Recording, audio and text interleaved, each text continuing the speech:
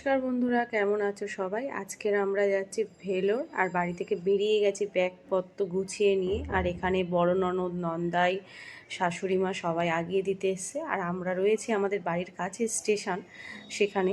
আর তারপরে তো ট্রেনে উঠে চলে এলাম শিয়ালদাতে আমাদের বড় নন্দাই দিতে এসেছে। আর আমরা আজকে যাব মেট্রোতে করে। আগের বছর গিয়েছিলাম মেট চেকআপে, তখন মেট্রো চালু হয়নি। আর এবছর তো অনেক দিনই চালু হয়ে গেছে, আমরা এখনও পর্যন্ত ওটা হয়নি। মেট্রোতে করে গেলে তাড়াতাড়ি হাওড়াতে পৌঁছে যাব, আর সেই জন্য মেট্রোতে আমরা নেমে যাচ্ছি নিচে। আর এরপরে হচ্ছে আমার নন্দাই আমাদের পৌঁছে দিয়ে ওর বাড়ির দিকে চলে যাবে। আর আমরা অনেকক্ষণই বসেছিলাম মেট্রোর জন্যে, প্রায় 15-20 মিনিট, তারপরে মেট্রো এলো। চলো, উঠে পড়েছি। এবার হাওড়াতে যাই। হাওড়াতে আমাদের 10:45-এ এসএমবিবি বেঙ্গালুরু ট্রেনের নাম। সেই ট্রেনে টিকিট কাটা রয়েছে। আর তারপরে তো আমরা পৌঁছে গেলাম হাওড়া। আর হাওড়াতে এসে আমাদের বেশিক্ষণ দাঁড়াতে হয়নি, মানে একদম টাইম নিয়ে ঘর থেকে বেরিয়েছিলাম, বলো না। মেট্রোর জন্য বেশি সমস্যা হয়েছে, মেট্রোতে ওখানে বেশ খানিকক্ষণ বসে থাকতে হয়েছে, সেই জন্য দেরি হয়েছে। এদিকে উঠে গেছি ট্রেনে উঠে কি কাণ্ড দেখো, আমাদের সিটে অনেকেই বসে আছে অন্যরা, মানে কি বলবো, এই এই এসএমভিবি বেঙ্গালুরু বলো, চেন্নাই যাচ্ছে যেসব ট্রেনগুলো, প্রত্যেকটা ট্রেন এমন অবস্থায় যায়, মানে কিছু বলার নেই। সবাই মানে প্রায় অনেক মানুষরাই যাওয়া আসা করো এই ভেলোর ডাক্তার দেখাতে, চেন্নাইতে ডাক্তার দেখাতে, ব্যাঙ্গালোরে ডাক্তার দেখাতে, এবং প্রায় বেশিরভাগই মানুষ জানে সবাই। তারপরে অনেকে ভিডিওর মাধ্যমে দেখছো, এতটাই বাজে অবস্থা এখানে যাওয়া আসা।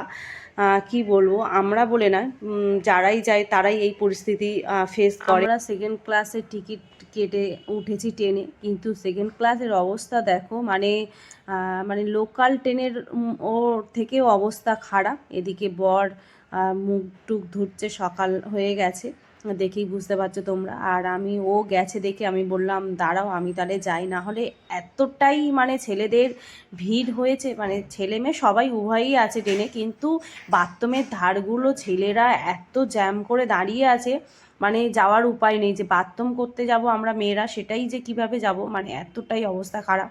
তারপর ঘর থেকে ভাত করে নিয়ে এসেছিলাম, সেটা জল ঢেলে রাখি, আমরা প্রত্যেকবারই এইরকমই করি।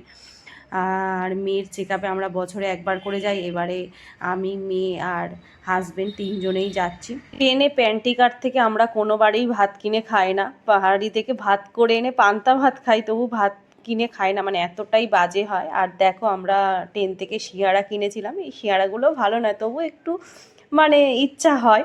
আর তারপরে তো রাতে ভালো করে মুড়ি মাখিয়েছি, দেখো যেটা খাচ্ছি এখন।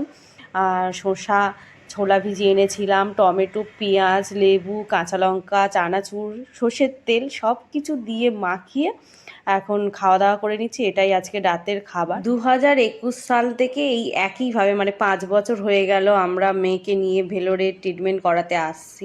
সত্যি এখানে এসেছিলাম বলে আজকের এতটা সুস্থ আছি, মেয়েও সুস্থ, আমিও দেখাই এখানে। আর কি বলবো, কিন্তু এই ট্রেনের জার্নিটা প্রত্যেকবারই খারাপ হয়, কোনোবারে এতটা খারাপ হয় না, এবারে যতটা হয়েছে। তারপর তো রাত পেরিয়ে ভোর হতেই আমরা নেমে গেলাম কাটপাটি স্টেশন। আর দেখতেই পাচ্ছ ঘড়ির কাঁটায় কত বাজে।